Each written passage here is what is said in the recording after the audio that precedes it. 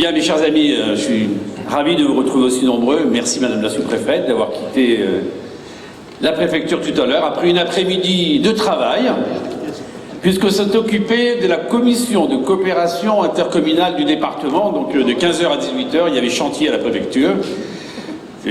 Beaucoup d'ambiance, mais je crois qu'on a travaillé ensemble, on a œuvré pour l'avenir de ce département. Je remercie naturellement Emmanuel Bafour, votre collègue, qui est le sous-préfet de l'arrondissement de Châteauneuf, d'être parmi nous.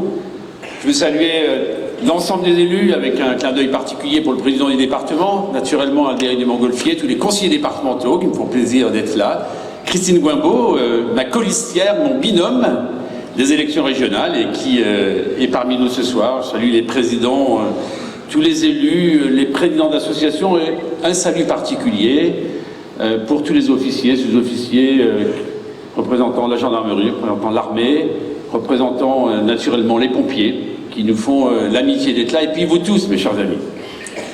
Imaginez le moment absolument formidable que vous m'offrez en étant aussi nombreux ce soir. En étant aussi nombreux avec Marc, le maire de Vaud, mon suppléant, Marc dont on sait l'engagement sur le terrain, pour ce traditionnel échange de vœux, cette cérémonie qui se veut conviviale, qui se veut, je crois, amicale. En tout cas, pour moi, elle est ainsi, et votre présence, c'est le plus bel encouragement.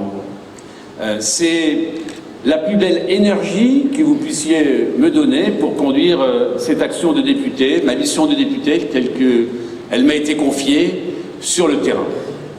Mais ce moment est un moment, à mes yeux, aussi essentiel pour que je sois en capacité aussi de vous rendre compte du travail que j'ai pu accomplir, naturellement le travail parlementaire parisien, Marc y a fait référence rapidement, mais également le travail dans la circonscription. Et puis j'ai envie de vous dire qu'un député c'est un homme seul, et il n'est pas seul et il est capable d'agir que s'il a autour de lui des femmes et des hommes, une équipe parlementaire naturellement, et elle est là, elle est active, une équipe de bénévoles formidablement généreux, qui tout au long de l'année mettent les papiers dans les enveloppes, vous envoient des mails, vous accueillent comme tout à l'heure, vont distribuer dans les boîtes aux lettres les petits courriers que je vous adresse. Et d'ailleurs, entre les deux tours des élections régionales, on a réussi un exploit formidable, 800 000 lettres. Je dis bien 800 000 lettres dans les boîtes aux lettres de notre région, j'en dirai un mot tout à l'heure. Bref, je voudrais dire un grand merci à ces bénévoles et qu'ils sachent bien qu'ils ont toute mon affection et ma reconnaissance. Un mot particulier pour tous les élus. C'est difficile d'être élu. C'est exigeant d'être élu.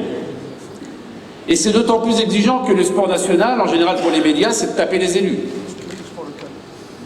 C'est de taper les élus parce que c'est tellement facile. Mais quelque part aussi, il faut se remettre en cause, voir comment on peut être plus efficace, comment on est capable de répondre aux attentes de nos concitoyens. Mais en tout cas, moi je ne suis pas je fais pas partie de ceux qui considèrent que le élu bashing soit quelque chose qu'il faut prolonger dans le temps, bien au contraire. On a tant besoin, et c'est une telle richesse, que d'avoir tous ces élus municipaux, tous ces élus départementaux, régionaux, bref, qui au quotidien font en sorte que dans la continuité de l'État, on assure une certaine cohésion sociale et on assure une animation de nos territoires. 2015, quelle année! Ce qui m'a le plus marqué dans ce mois de janvier, et je suis allé dans très nombreuses cérémonies de vœux, pratiquement partout les mêmes mots étaient employés.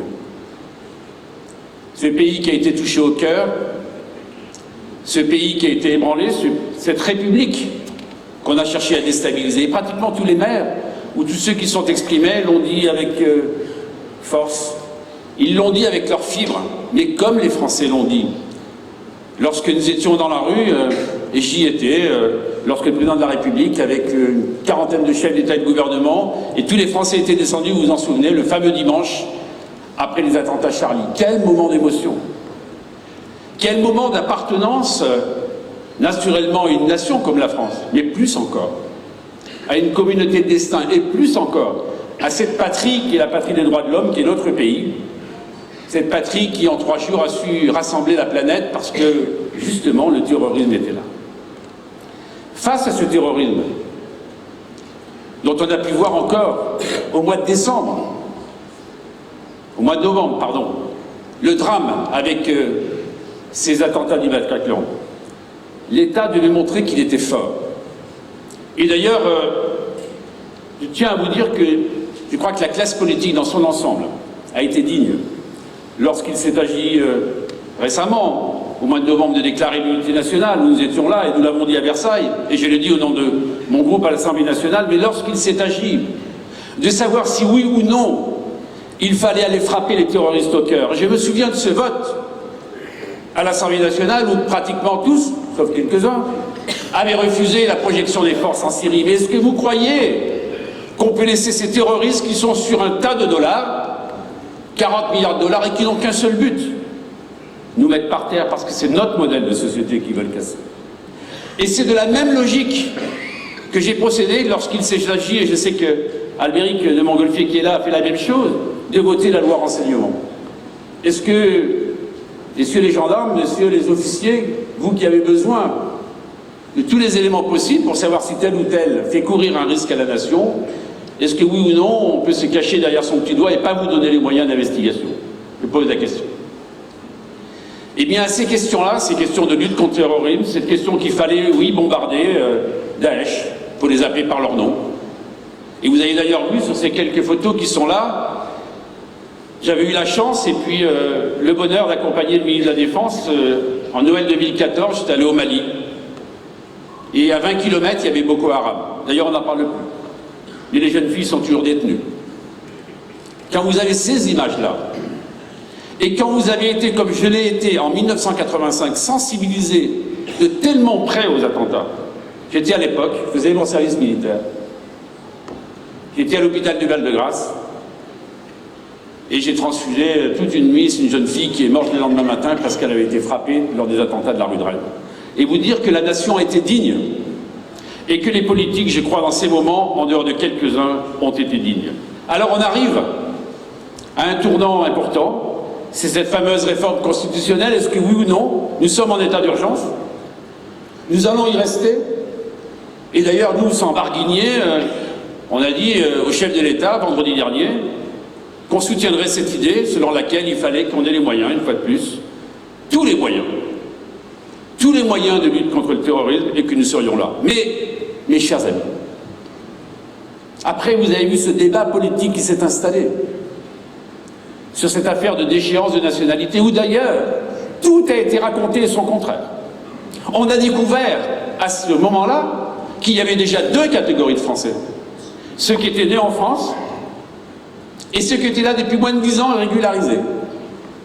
Que certains pouvaient les déchoir et d'autres on ne pouvait pas les déchoir. Donc déjà, cette déchéance pour tous, c'est au moins l'égalité pour les uns et pour les autres. Moi, un terroriste, je me fiche de savoir s'il est français depuis 5 ans ou 50 ans. Ce que je vois, c'est que s'il retourne les armes contre son pays, s'il fait en sorte de déstabiliser la République qu'il a éduquée et qu'il a vu grandir, cet homme ou cette femme qui est terroriste doit, à mes yeux, perdre sa nationalité.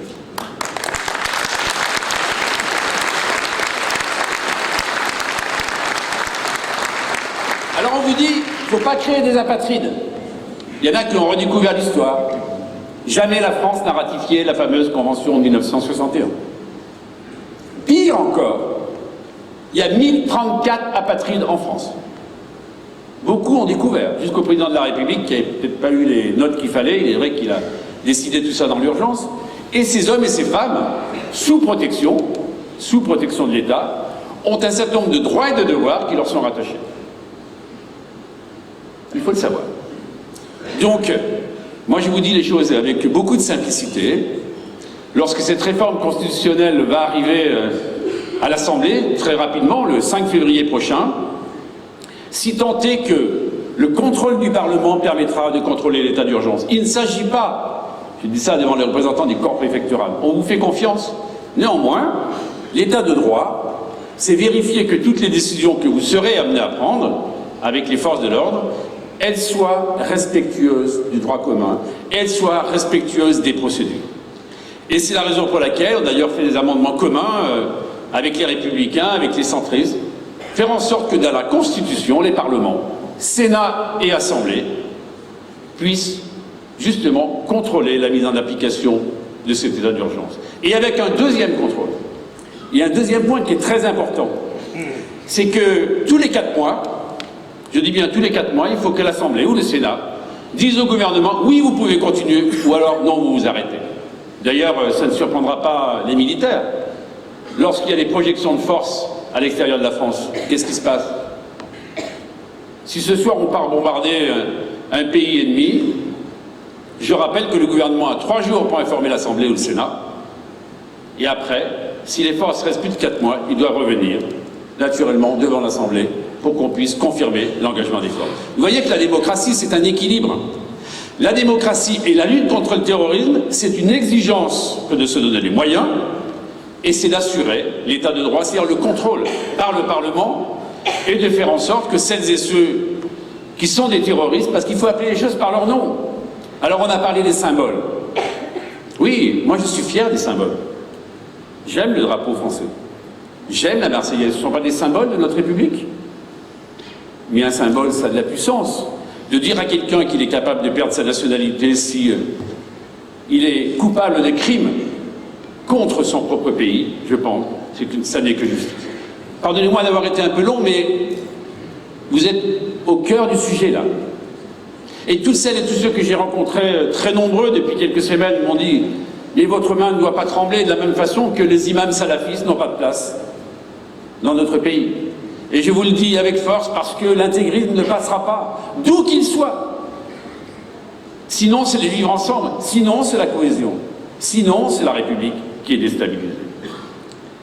Alors, un second sujet dont on a beaucoup parlé, c'est un sujet très à la mode. Le sujet est à la mode, l'homme est à la mode, vous l'avez reconnu, il s'agit du ministre Macron. Moi, je ne fais pas partie de ceux qui disent que ce garçon-là a les mauvaises idées. Non, je trouve qu'il a le mérite d'ouvrir un certain nombre de chantiers. Personne ne peut lui reprocher. Cette société française, elle est bloquée. Comparez-la par rapport aux pays d'Europe. Il faut une société de liberté. Le problème, c'est que, entre les très bonnes volontés du départ, par exemple, sur les transports, de mettre en concurrence les transports, de mettre les autocars, pourquoi pas, il y en a en Angleterre, là, il y en a en Allemagne, c'est très bien, c'est pas ça qui va générer un point de croissance, mais un peu de liberté, ça fait pas de mal. J'aurais bien aimé d'ailleurs que là, j'avais fait une proposition pour que les transports régionaux par train, eux, soient mis en concurrence. Ah là, c'était pas possible, il fallait pas faire de la peine aux cheminots de la CGT. Non, on n'a pas pu. Après, il y avait les professions réglementées, alors là, c'était extraordinaire. Il y avait les gros notaires de province, mais alors les très gros notaires de province, et les grands avocats parisiens, et après ils imaginaient qu'on allait redessiner la carte pour tel ou tel type de profession. Ça ne pouvait pas marcher, d'autant plus que feu la ministre... Vous avez compris? Feu la ministre, là, imaginez quand même que toutes ces professions réglementées, juridiques, dépendent du ministre, naturellement, garde des Sceaux, ministre de la Justice. Jamais une seule fois on l'a vu au banc du gouvernement. Jamais au banc du gouvernement et au banc pour défendre ce texte. Montrer qu'il y avait un petit malaise. Pour autant, les décrets d'application ne sont pas sortis, donc rassurez-vous, il n'y a pas de catastrophe. Alerte à Malibu, l'alerte est là, Malibu est toujours debout. Et la troisième chose, quand même, il y avait des avancées qu'Emmanuel Macron portait, c'est notamment pour le financement des entreprises. Je vais prendre 2 exemples. Il y a un très bon exemple, on a réussi à faire passer cet amendement, on n'en est pas peu fiers.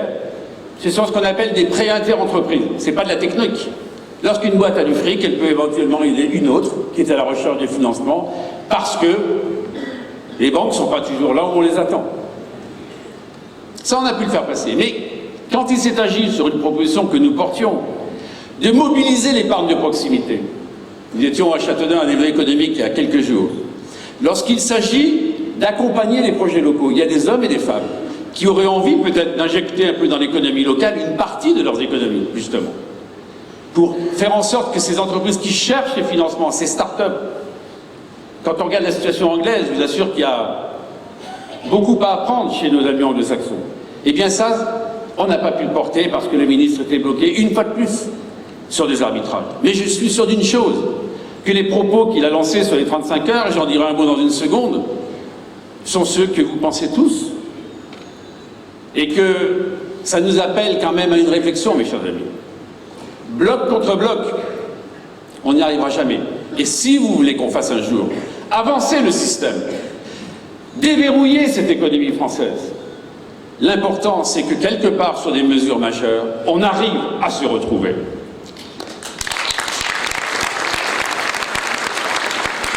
Alors, il y a eu ce troisième débat des migrants. Je serai bref, mais vous dire que c'est affreux, ces images que l'on a pu voir. Mais il faut peut-être aussi qu'on pense à l'origine de tous ces problèmes-là. Tous ces pays qui sont en sous-développement, tous ces pays dans lesquels, parce que maintenant avec Internet, les réseaux sociaux, ils voient tout. Il y a 10 ans, il y a 20 ans, ils ne voyaient rien.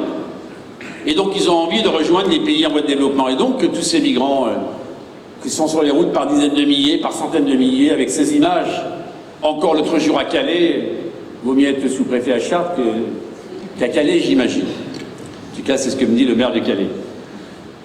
Et vous dire que là, il y a une faillite double. Quand est-ce qu'on sera capable dans ces pays de porter une politique de co-développement? Quand est-ce qu'on leur donnera les moyens de se développer, d'avoir de la croissance économique? Parce que sinon, leur tentation, ça sera toujours de venir ici. Et alors, derrière les chiffres, je voudrais quand même remettre 2 chiffres en ligne, parce qu'on a raconté beaucoup d'idioties. En France, il y a ce qu'on appelle le regroupement familial économique. C'est 65 000 personnes qui viennent chaque année en plus en France. Et pour les migrants qui venaient sur les routes, eux en particulier, parce que chassés par la guerre, n'oubliez pas que nous, en Europe, et en France en particulier, on n'accepte pas d'avoir ces dizaines de milliers de personnes qui viennent. Mais quand vous regardez un pays comme le Liban, sa population a augmenté de 40% en simplement 18 mois. N'entendez pas dans mes propos du laxisme. Entendez dans mes propos que ceux et ceux qui partent pour des raisons politiques, pour une raison d'asile politique, ceux-là, il faut les accepter. Ceux qui partent parce que leur pays est en guerre, on peut les accepter. Et je vais même vous dire, et je vais peut-être en choquer quelques-uns, je pense qu'il faut arrêter le regroupement familial tel qu'il avait été conçu dans les années 70. Parce que la France ne peut plus accepter ces 60 000 personnes en plus. Ce d'autant plus, mes chers amis, qu'il y a des migrants dont on ne parle pas et qui sont bien plus nombreux. Ce sont les migrants climatiques. Savez-vous que la population qui sera déplacée en 2016, c'est 65 millions de personnes pour des raisons climatiques. Donc, si je dis cela, c'est qu'il faut avoir une réflexion globale sur le co-développement dans ces pays, sur une harmonisation de l'Europe, où le droit d'asile en France, c'est pas le droit d'asile en Angleterre, ou en Allemagne, ou en Espagne, et qu'on ne pourra pas accueillir, comme l'avait dit Michel Rocard, toute la misère du monde. Donc, tant que vous n'aurez pas fait ce co-développement, eh bien, on ne s'en sortira pas. Un mot sur la loi NOTRe. Alors, cette loi NOTRe, qu'est-ce qu'elle leur a fait couler comme encre? Moi, j'ai un regret. Il y a eu le redécoupage des régions. Il y a eu cette loi NOTRe où on a fait chamboule-tout, comme disent certains, avec les cantons redessinés, avec des parités retrouvées, avec des territoires un peu meurtris. Je dis d'ailleurs souvent au sous-préfet de Châteaudun, beaucoup d'élus municipaux actuellement vivent mal l'évolution de ce territoire, cette adaptation, même si le millefeuille, les lasagnes, comme dirait Maurice Leroy, sont là, et qu'il faut faire évoluer nos territoires. J'ai quand même le sentiment, on sera allé un peu vite, alors on va essayer d'atterrir le mieux possible dans ce département. Le préfet a tenu la boutique autant qu'il pouvait le faire cet après-midi, je tiens à le dire, on l'a bien aidé d'ailleurs. Et j'ai quand même un regret, pourquoi? Parce qu'il y a un sujet qu'on n'a pas réglé. C'est le financement des collectivités territoriales. On ne le sait que trop. Parce que ces baisses de dotation, on a tout ça sur toutes nos lèvres. Eh bien, il s'ajoute à cette désorganisation territoriale, il s'ajoute à une clarification insuffisante des compétences, et il s'ajoute surtout au fait que nos collectivités territoriales, que sont les communes, les intercommunalités, les départements, les régions, sont trop dépendantes des ressources d'État et qu'il faudrait qu'elles aient des ressources affectées. C'est comme cela, c'est qu'à partir de là, vous revendiquez la responsabilité, vous levez un impôt et vous agissez. Et ça, c'est une clarification très importante pour nos concitoyens. Et l'absence, justement, de réforme de financement de ces collectivités territoriales s'ajoute à ces difficultés de réorganisation. Et c'est pour cela, d'ailleurs, qu'on voit bien qu'il y a des sauf qui peut et que c'est la prime qui est donnée là ou là qui peut attirer tel ou tel. C'est pas ça, l'organisation du territoire.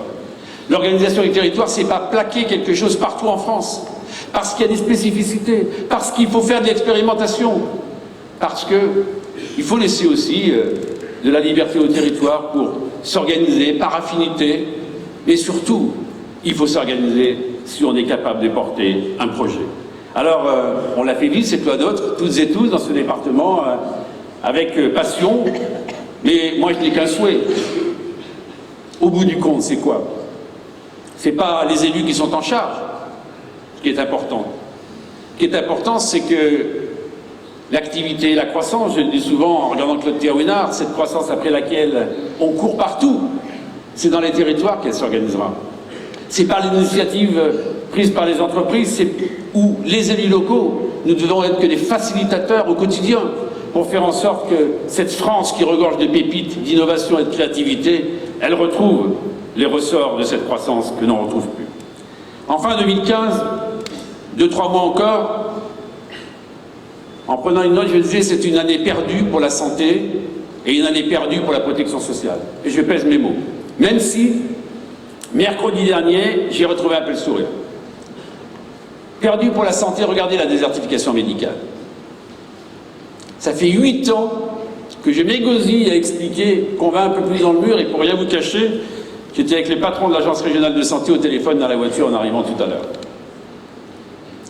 Et je disais un sourire parce qu'il y a eu cette fameuse loi portée par Madame Touraine, la dame du paquet neutre. Vous savez, le paquet neutre, il faut mettre un truc blanc sur les paquets de cigarettes, mais là, il fallait faire plus blanc que chez plus blanc. Ariel superactif. C'est-à-dire qu'il fallait transposer, en clair, il fallait que les obligations européennes s'appliquent en France avant l'Europe. C'est génial, c'est toujours mieux, en France on innove. Toujours est-il que les buralistes, eux, ils ont compris qu'on était en train, une fois de plus, d'essayer de leur faire la peau. Donc les paquets neutres, c'était pas l'urgence. L'urgence, c'est cette lutte contre la désertification médicale. Et le Conseil national de l'ordre des médecins, mercredi dernier, a dit quelque chose de très important, que je porte dans cette proposition de loi depuis 8 ans.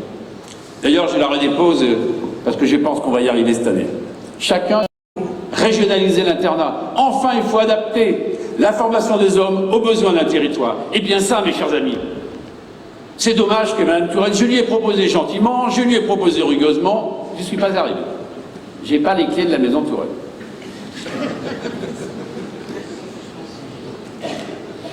Ah, il valait mieux se draper derrière les draps du tiers payant généralisé. Ça, c'était le grand truc. C'est génial. Tout le monde se soigne, c'est formidable, ça coûte pas cher. Si on regarde, les franchises médicales, vous les payez toujours. Sauf ceux qui sont au RMI ou ceux qui sont, malheureusement, au plus bas niveau de revenus pour l'allocation pour les personnes les plus âgées. Mais les franchises, dont vous avez dit quand vous les supprimerez, vous les payez toujours. Il y a des pharmaciens dans la salle. Le niveau de remboursement des médicaments, il a encore baissé cette année. Chacun en convient. Et puis le Conseil constitutionnel a fait sauter la partie mutuelle du tiers payant généralisé. Je parle sous contrôle de mon infirmière préférée. Elle est au premier rang, Christine Guimbaud. Bilan des opérations. Les mutuelles sont plus chères. Le reste à charge est plus cher. Et on vous raconte que vous soignez gratis. Et en même temps, le budget pour la prévention a baissé de 25% dans ce pays. Alors que les économies de demain, c'est par la prévention d'aujourd'hui. Et là, je le regrette parce que ça a été un débat dogmatique. Vous voyez, tout à l'heure, je vous disais en parlant d'Emmanuel Macron, qu'il y a des choses sur lesquelles on doit être capable de se retrouver. D'ailleurs, c'est même indispensable. Là, nous étions bloc contre bloc. Je ne serai pas long sur l'emploi. L'inversion de la courbe, je ne la vois toujours pas. Oui, mais derrière ce mot qui fait sourire, ce sont 600 000 personnes en plus qui sont au chômage. Derrière ce mot qui fait sourire, c'est 0,4% d'augmentation du chômage, c'était 15 000 il y a 2 jours. Derrière ce mot qui fait sourire, c'est des mauvais choix politiques qu'on a faits. Je ne dis pas qu'avant ça a été parfait, je suis un des seuls qui reconnaît souvent qu'on a également fait beaucoup de bêtises auparavant. Il faut savoir le dire, ça. Et lorsqu'on avait inventé la TVA compétitivité, on aurait dû aller beaucoup plus vite et beaucoup plus fort. Et là, on a mis le fameux CICE, enfin, je ne vais pas rentrer dans tous ces trucs-là. Bilan des opérations, la France est le seul pays d'Europe dans lequel le chômage se dégrade de 90 000, et dans les autres pays, eh bien, vous avez 100 000, 200 000, 300 000, 450 000 solde est positif en termes de création d'emplois. Ça veut dire, mes chers amis, que là encore, il faudra du courage et de la détermination. D'ailleurs, il y a des mots que vous n'entendez même plus. Le mot contrat de génération, vous savez, c'était le grand truc, c'était la caisse à outils de François. Contrat de génération, c'est un mot plus prononcé. Ça ne marche pas.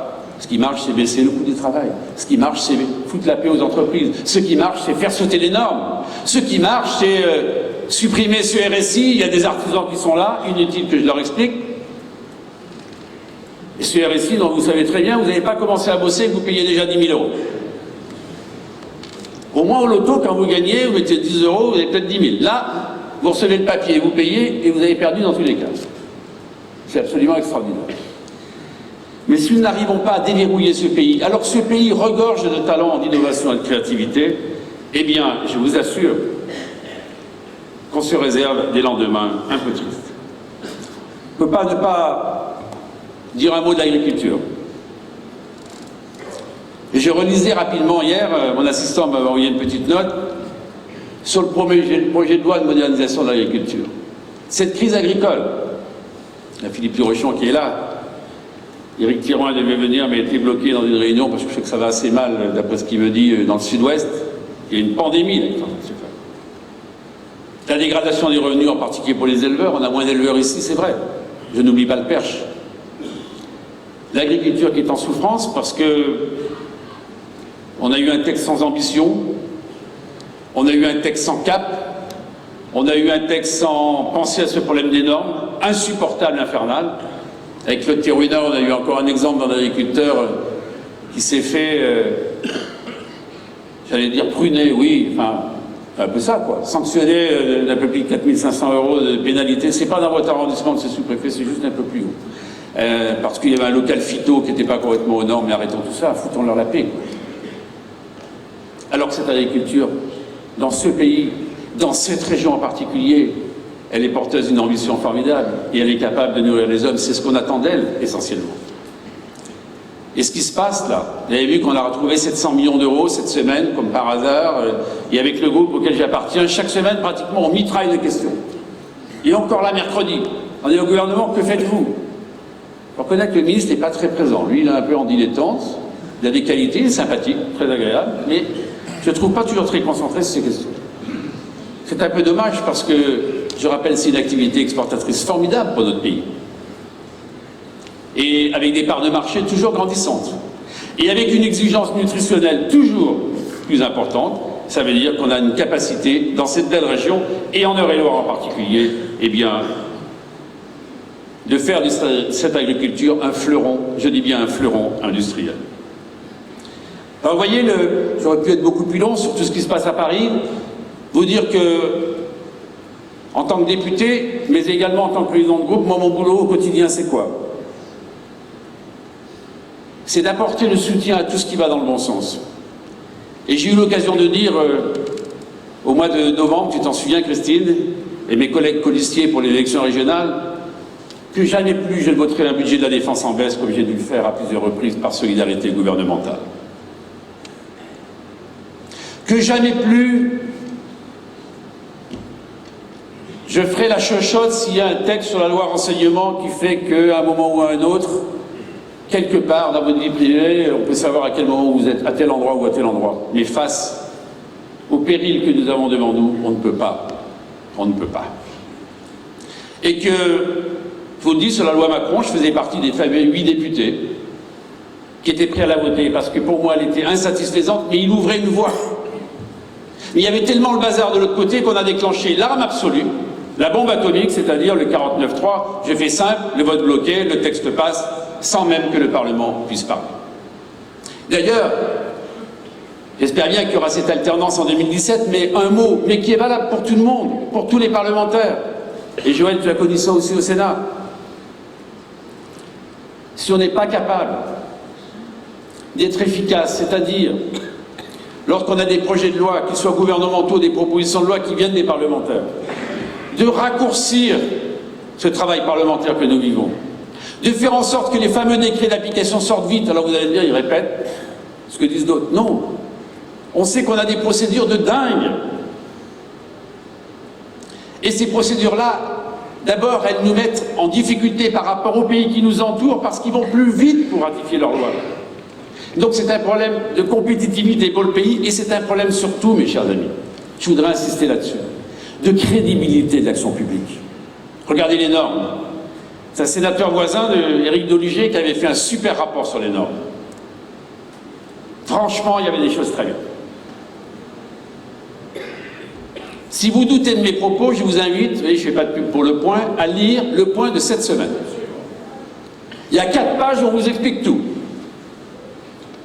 On vous rajoute 3 épaisseurs, vous en enlevez 2, on vous en enlève 4. Ça, vous êtes tranquille, vous êtes toujours chaud l'hiver. Mais c'est dramatique. Parce que les normes, il y a beaucoup de maires qui sont là, et des chaînes d'entreprise, dès qu'il y a un projet. Vous savez, c'est les jeux des petits chevaux. On avance, on recule, on avance, on recule. Et là, vous avez toujours un nouveau truc qui arrive. Et ça, c'est un problème de crédibilité dans l'action publique. Et nos concitoyens, s'ils ont hurlé aussi fort au mois de mars dernier au départemental, s'ils l'ont fait au régional, et croyez bien, la vague ne va pas s'arrêter. Elle ne s'arrêtera pas si on n'est pas capable d'apporter de l'efficacité dans l'action publique. Sinon, c'est collectivement que nous serons considérés comme impuissants dans notre action publique. Eh bien, moi, cela, je n'accepte pas.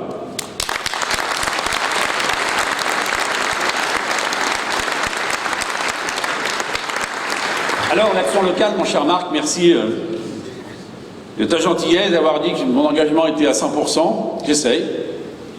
100, 120, ça dépend, sur la route. Il y a des gendarmes, il ne faut pas que je m'exprime comme ça. 90, 91. Je leur dis avec sourire, mon colonel, merci de nous avoir rejoints. On a, c'est vrai, des dossiers très lourds. Alors, il y a un dossier sur lequel je suis vraiment très très heureux, c'est le fameux contrat de restructuration de sites de défense. En clair, la base aérienne, ils sont en train de nous piquer 300, 400, 500 emplois. Derrière, on a fait un gros travail avec le préfet, le sous-préfet, je tiens à le dire, Philippe Duprieux est là, je crois qu'il a pris sa part, Michel Guerton, enfin bref. On a récupéré quand même 3,5 millions d'euros dans le contrat de plan entre l'État et la région, ce qui n'était pas chose faite, couché sur le papier du Premier ministre, donc ça veut dire qu'il y avait un peu de poids derrière, et on va faire des belles choses, puisque la caserne Kellermann, qui est fermée depuis 15 ans, va revivre à Châteaudun avec une magnifique école d'infirmières. Il y aura un centre de santé, plein de locaux pour les associations, et il y aura aussi des logements étudiants, donc c'est une belle opération. Parce qu'avec ces 3,5 millions d'euros, eh bien ça fera 20 millions d'investissements publics, et une friche de 4,5 hectares va se retrouver complètement dynamisée à Châteaudun. Et là, on est allé vite. Le préfet n'est pas là parce qu'il est en train de faire les procès-verbaux de la CDCI. Il m'a dit j'avais pas jusqu'à 23 heures. Donc j'ai dit je vous pardonne, je vous ferai un mot, je donnerai au sous-préfet. Et franchement, je crois qu'on s'est bien coordonné et je tiens à reconnaître et à dire ici solennellement que le ministre de la Défense, Jean-Yves Le Drian, a été présent au début et à la fin du dossier, comme sur la bonne nouvelle sur la fameuse filière de déconstruction des avions à Châteaudun. Alors là, je vous parlais de technostructure, il faut que les officiers se bouchent les oreilles. Et même un général, il n'a pas perdu ses étoiles, mais il a perdu son poste. Là, mais ça a été un combat terrible. Où cette filière de déconstruction, un jour elle était à Bordeaux, le lendemain elle était partie à Tarbes, le 3e jour on l'a renvoyée à Châteaudun, et le 4e jour il ne fallait plus la faire. C'est génial. Et après vous racontez à la presse, vous racontez aux élus, aux acteurs locaux du territoire, mais voilà comment ça se passe. Je peux vous dire, mais ils racontent des histoires. On n'est pas chez les bisounours là, donc cette filière aura bien lieu chez nous, les premiers actes industriels seront posés dans quelques jours, et on n'a pas baissé les armes, c'est le cas de le dire, puisque on nourrit encore des belles intentions pour avoir les centres de traitement informatique des armées, où là je dois dire publiquement aussi les choses, comme ça au moins ça sera répété partout. Alors là un jour c'est à Rennes, deuxième jour c'est à Bordeaux, troisième jour on me dit non il faut en laisser un peu M. Vigent en région parisienne, quatrième jour on ne sait pas si c'est vous. Il y a même quelqu'un dans la salle qui connaît très bien le sujet, c'est celui qui m'alimente par une blanche régulièrement, je ne dirai pas qui, juste le gendarme, au nom de la loi renseignement. Non. Dossier difficile, on n'a qu'une petite chance de l'avoir. Et vous voyez comme quoi il faut se battre. Vous voyez, je vais vous parler très concrètement. Je rencontre le directeur du cabinet du ministre, il me dit « Ah ben Philippe, ton truc c'est très bien, mais tu as un problème à Châteaudun. Il n'y a pas de très haut débit, il n'y a pas de fibre optique, il n'y a rien. Il y a 100 mégas, point barre. Alors j'ai été obligé de faire une lettre par un des vice-présidents de l'Albérie des Montgolfiers, il y a 3 jours, dans lequel il est marqué, noir sur blanc, qu'il y a bien 10 gigabits à Châteaudun. Je vous raconte ça en direct, je vais me le faire vivre, parce que moi, c'est un peu ma vie quotidienne, quoi. Donc, je voulais vous le faire partager. En tout cas, on va livrer également ce combat. On a aussi des très belles nouvelles, puisque on a vécu, vous savez, 2 grands crashs économiques sur ce territoire, à Châteaudun encore. C'était en 2006-2007, avec Flextronic. Il y a une belle entreprise qui s'appelle Alltrix, qui va travailler pour les pieds détachés de vélo par Internet et qui nous rejoint, comme quoi on est capable d'aller de l'avant. Une immense tristesse. C'était encore hier avec vous, madame, en préfecture à Chartres, autour des Ticons. Vous avez présidé un comité pour voir comment on peut redynamiser ce territoire. Cette usine est toujours vide. Mais je pense qu'à ma tribune, vous pourriez témoigner de mon engagement pour qu'on trouve des solutions, pour que ces locaux, on puisse en disposer. Bref, il ne faut jamais lâcher. Jamais lâcher, c'est exigeant, jamais lâcher, c'est difficile, mais jamais lâcher, c'est le seul moyen d'avancer. Alors, belle nouvelle de la SEMCO, naturellement, qui double sa surface. Là, Claude Thérouinard a été un allié absolument formidable. Je vous avoue que, fin 2014, j'ai eu, comment dirais-je, un moment un peu difficile, lorsque le patron allemand m'appelle, il parle parfaitement français, et il me dit « Philippe, on hésite beaucoup à tout déménager en Italie. » Mon Dieu. Bon. Là, j'ai dit ça devient compliqué. Et puis, on a fait un petit voyage initiatique. Nous sommes allés en février dernier, mon cher Claude, en Allemagne, et puis on double l'usine. Et là, je tiens à dire un grand merci au service de l'État. Le permis de construire en 16 jours. Il y en a qui ont essayé de nous rattraper avec la patrouille, avec les chiens, mais étaient déjà partis. Ils ont dit, c'est bizarre, vous avez signé le permis de construire, mais on n'avait pas tous les avis. Et si, j'avais l'avis du préfet. Donc, pour moi, le préfet, c'est le patron, donc je respecte. Toujours est-il que, ça y est, le chantier a démarré, 50 millions d'euros, et puis il y aura 200 ou 300 emplois. Et puis ce matin même, nous étions en sous-préfecture pour des bonnes nouvelles à Poupry, Artenay-Poupry. Un travail d'une quinzaine d'années à Albéric, comme quoi il ne faut jamais lâcher. Et puis l'Europe aussi, je regarde Philippe Lirochon, puisqu'on est allé chercher un peu plus d'1 million d'euros, mon cher Philippe, pour le territoire du Pays de Beauce et du Pays du Noir, et nous accompagnerons naturellement tous les projets locaux. Les infrastructures, 2-3 mots quand même. La 150. Alors ça... De toute façon, le jour où j'arrête tout, j'écris un bouquin. Et sur la 154, je vous assure que c'est génial. On a très bien avancé. Super boulot avec la Chambre d'agriculture pour voir les exploitations qui allaient être traversées par, naturellement, cette infrastructure nouvelle. Alors certains peuvent dire, il n'en faut pas, je pense que le débat est clos, il faut résoudre le problème. Problème donc de sécurité routière, problème d'attractivité de territoire. On a encore un petit peu d'incertitude pour la 154, et là nous livrons un nouveau combat. Parce qu'on voudrait que ça aille tellement vite qu'ils veulent nous faire l'enquête publique pendant les présidentielles. Alors je vais vous faire le film. Voilà, vous êtes à Chartres, le candidat arrive, bonjour. Alors, je ne sais pas si c'est NS, AJ, on verra bien. Vous avez plusieurs choix, c'est ce que vous voulez. FF, ou alors ça peut être BLM. Mais même si c'est FH, vous m'avez reconnu, ça sera la même question pour tout le monde. Monsieur le candidat à la présidence de la République, est-ce que vous croyez que on va faire une autoroute à 154, il y a 2 mois des présidentielles, ou il y a 3-4 mois des présidentielles, ça fait bien dans le décor. Il y a une infrastructure, c'est inadmissible, c'est scandaleux. Le candidat, a priori, il a envie d'avoir des voix. Enfin, bon, il va dire, on va voir. On verra ça un petit peu après, je ferai faire des enquêtes complémentaires. Donc on essaie de se bagarrer, là je dois dire que tous les parlementaires sont unis pour faire en sorte qu'on puisse déclencher ce dossier le plus vite possible. Il faut le faire. Non seulement parce que ça va donner 600 millions d'euros de travaux à nos boîtes de travaux publics qui en ont tellement besoin, mais il faut le faire pour toutes les raisons que je disais tout à l'heure et c'est pas gagné. Alors je suis quand même heureux que 2015 ait été l'année où on ait pu obtenir définitivement le financement du passage à niveau d'Auteuil sur la Nationale 10, 11 millions d'euros, ça va être réglé. La déviation de Marbouet-Flacé, c'est une vieille danseuse, elle a 40 ans. Elle a pris quelques rides. Elle est quand même dans le contrat de plan État-région, donc je dis ça aux gendarmes, parce que j'étais avec vous, messieurs, lors de ce terrible accident sur la Nationale 10 il y a quelques jours, et là encore, vous avez donné le meilleur de vous-même, gendarmerie et pompiers. Ce n'est pas des caprices que de faire des aménagements d'infrastructures routières. Ce ne sont pas des caprices. Ce sont des exigences de sécurité pour nos concitoyens. Et il n'y a pas de raison que les projets avancent ailleurs et que chez nous ils stagnent. Et donc, sur tous ces sujets, eh bien, ces dossiers sont en train d'avancer. Et bien sûr, vous imaginez que je ne lâcherai rien de la gare TGV à Roux-Courtalin, puisque le Premier ministre a mis lui-même une petite ligne à l'article 27 du contrat de plan État-région en mettant 1 million d'euros de crédit d'études. Je n'oublierai rien. Je ne parlerai pas de l'intercommunalité puisqu'on a tout dit. Alors, un mot sur les élections régionales, parce que vous seriez déçus que je ne vous en parle pas. Évidemment, une immense déception. Évidemment. Pas pour moi. Beaucoup d'amertume? Non. De la tristesse? Oui. De la tristesse d'abord pour mon département. Je dis bien ce département qui m'a tellement bien accueilli. Qui d'ailleurs nous a, Christine, Marina, je cherche parce qu'il y a d'autres visages qui m'ont accompagné dans cette belle aventure, qui nous a soutenus et vous nous avez soutenus formidablement. Et je voulais vous en dire merci beaucoup.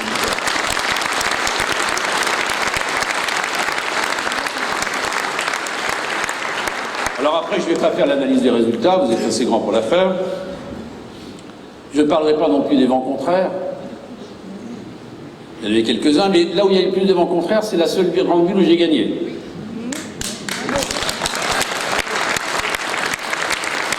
Pas grave.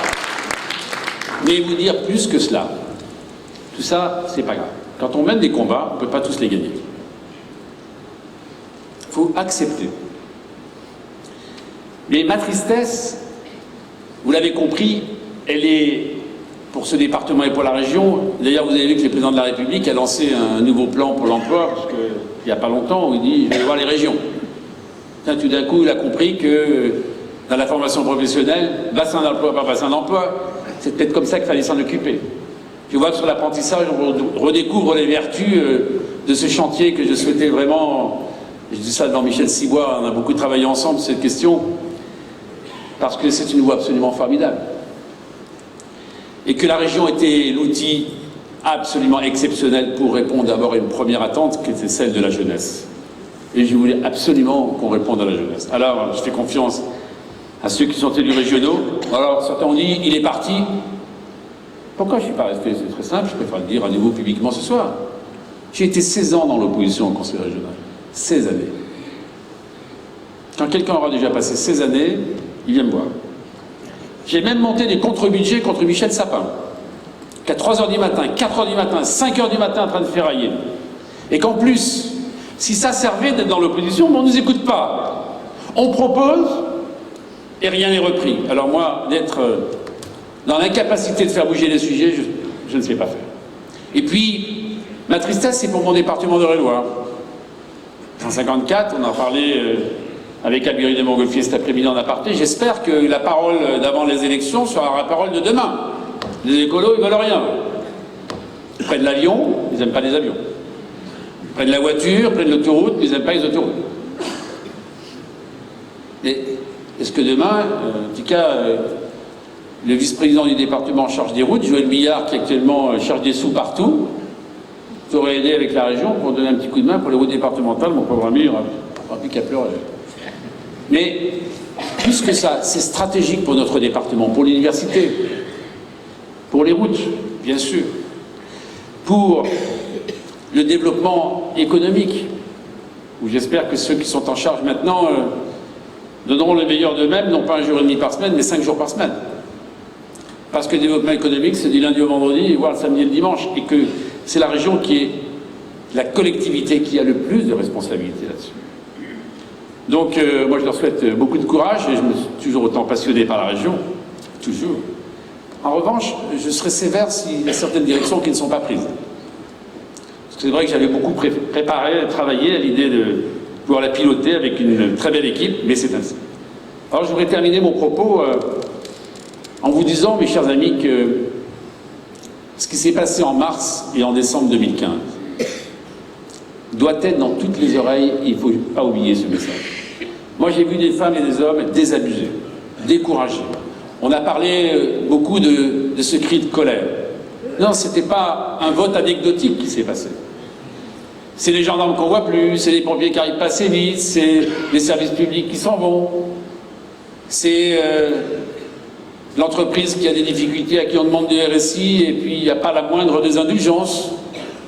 C'est l'efficacité publique qui est en cause. Et tout cela, nos compatriotes, ils veulent vraiment de l'efficacité, je l'ai dit tout à l'heure. Et pour retrouver de l'efficacité, il y a une chose qu'il faut faire. C'est faire ces réformes de fond qu'on n'a jamais fait dans ce pays. Quand vous regardez les impôts, quand on vous raconte aux Français, comme l'a fait le président de la République, c'est pour ça que je lui en veux de temps en temps, parce qu'il n'est pas bien de dire ça. Quand on est président, on ne peut pas dire des trucs comme ça. En campagne, on peut quelquefois dériver. Vous paierez moins d'impôts en 2016. Bilan des opérations, 22 milliards de plus. Ils ne sont pas fous. Ils voient bien qu'en bas à droite, ça augmente. Et il y a des choses où ces fameuses 35 heures dont on parle tous, eh bien, il faut y aller, il faut être courageux. La retraite, en expliquant à des gens qui continueront de partir à 60 ans, mais c'est plus possible. Ou alors on baisse la retraite de tout le monde. La protection sociale dont je parlais tout à l'heure, vous avez bien vu ce qui se passe. Ce sont les plus fragiles qui sont les plus fragilisés. La formation professionnelle, ce scandale total, où on n'est même pas capable de former, on en parlait encore ce matin, vous avez vu que c'est pas facile de faire de la chirurgie de précision pour trouver 200, 250 salariés adaptés pour tel type d'emploi. Eh bien, on a tant à faire là-dessus. Et sur ces sujets-là, mes chers amis, franchement, il peut y avoir une majorité d'idées assez solides. Non au dogmatisme, tous ces frondeurs qui nous expliquent qu'il faut revenir à avant 1960. Non à tous ces extrêmes qui se nourrissent des peurs, qui se nourrissent des rancœurs, qui se nourrissent de cette inefficacité de l'action publique ou qui vous racontent qu'en sortant de l'euro, tout ira bien. Vous avez vu d'ailleurs qu'il y a un petit débat interne. Et Marine semble un peu moins sûre de son coup parce qu'elle a compris qu'elle était arrivée à un seuil où, au-delà duquel, sur l'aspect économique, il va y falloir quand même dire les choses. Et j'en ressors aussi un peu changé dans le sens où cette proximité marque, qui est aussi ta marque de fabrique, ça doit être encore plus pour nous une exigence au quotidien. Une proximité, une efficacité. Et que décider loin des gens, s'en rendre compte, c'est pour ça que dans le cadre de cette fameuse coopération intercommunale, derrière ce mot barbare, mais il faut expliquer aux populations. C'est très bien, on est autour d'une table à 40, tout le monde dit, les maires ont décidé, les machins, mais les habitants, ils disent quoi? On leur parle, on leur demande leur avis. Alors vous allez dire, il faut faire des référendums. Alors là, vous faites un référendum, ils répondent toujours à l'inverse de la question posée. Mais c'est pas facile, il faut réinventer. Je vous dis ce que je pense. Il faut réinventer une sorte de dialogue. Et si ce dialogue, vous ne le réinventez pas, eh bien rien ne se passe. Et il se passe pire encore. C'est que la fracture, elle continue de s'ouvrir au lieu de se résorber. Et je vous dis ça parce que j'ai beaucoup réfléchi à ces questions-là. Alors pour terminer, j'ai eu également une superbe satisfaction cette année. C'est avec le numérique et l'agriculture. Et je terminerai là-dessus avant de vous dire belle année. Quand Axéréal est parti de Châteaudun, ça a été un traumatisme absolu. Je crois qu'on a rebondi rapidement, avec un campus universitaire. Là, on a eu un soutien très fort du département, je tiens à le dire, avec des nouvelles formations, et la rectrice est derrière nous, un BTS sur le numérique et l'agriculture, et surtout la Beauce, je dis ça pour les agriculteurs qui sont là, qui a toujours été précurseur. Eh bien, elle bascule dans la modernité avec le numérique. Et nous allons être les précurseurs des usages du numérique avec les startups.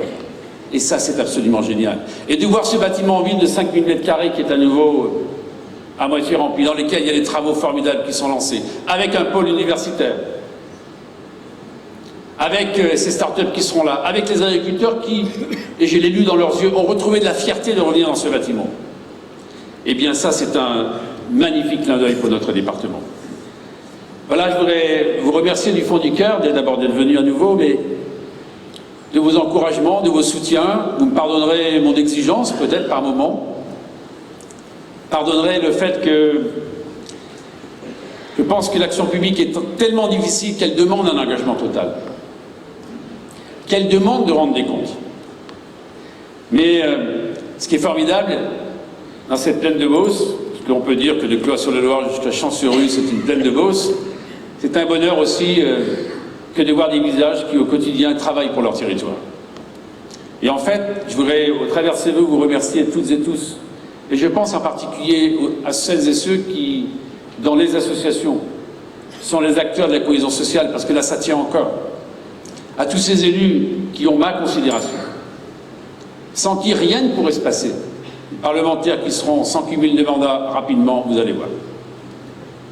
Vous allez découvrir un nouveau type d'élu, ça va être extraordinaire. Ce sera les apparatchiks de chez tel ou tel parti, mais qui n'auront aucune connaissance du terroir et du territoire.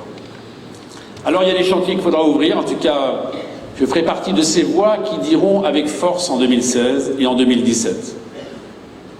Ça, il y a une très belle chanson qui dit « Ne laisse pas passer ta chance ». Et cette très belle chanson, elle veut dire que en 2017, soit on remet la France à l'endroit. Ce n'est pas un problème d'étiquetage politique, c'est un problème de courage.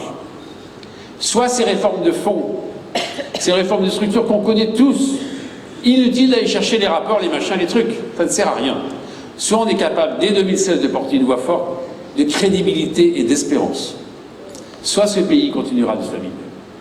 Et moi, je ne veux pas que mon pays, que ce magnifique pays des droits de l'homme, c'était Victor Hugo, et Victor Hugo est certainement celui qui a, parmi les écrivains, le mieux parlé de la France et de notre pays. Je ne veux pas que ce pays s'abîme. Ce pays, il rayonne. Ce pays, lorsqu'on est à l'international, on en est fier. Ce pays, il est regardé pour ses libertés. Ce pays, il est regardé pour sa créativité, pour son innovation. Ce pays, il est regardé pour sa capacité en matière juridique, par exemple, pour écrire des constitutions, pour être à l'origine de tant de projets de loi ou de propositions pour que des sociétés dans d'autres pays du monde puissent vivre. Eh bien, ce pays ne doit pas s'étioler, au contraire. Le virage de 2016 doit être un virage d'espérance et de bonheur. Alors, à toutes et à tous, pour cette année 2016, comptez sur mon engagement, ma détermination, comptez sur celle de Marc, qui est intacte, sur celle de mon équipe parlementaire, toutes celles et tous ceux qui m'entourent. Soyez assurés de ma volonté, à vos côtés, de tout faire. De tout faire sans rien lâcher, avec l'exigence que cela nécessite. En tout cas, à chacune et à chacun d'entre vous, très belle année, dans vos vies familiales, dans vos vies professionnelles, et puis, je crois pouvoir dire aussi, pour notre département d'Eure-et-Loir, pour notre région Centre-Val de Loire, et pour notre pays, la France, belle année!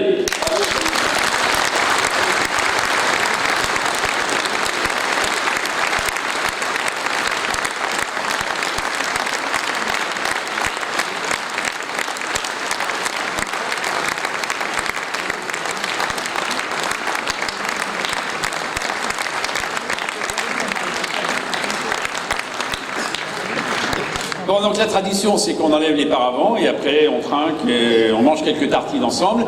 Juste un dernier mot, j'ai oublié, le service sera assuré, on est terminé par eux, par des jeunes filles qui viennent du lycée d'enseignement agricole de Nermont, là où il y a le campus, c'est Champs-Libre-Possible.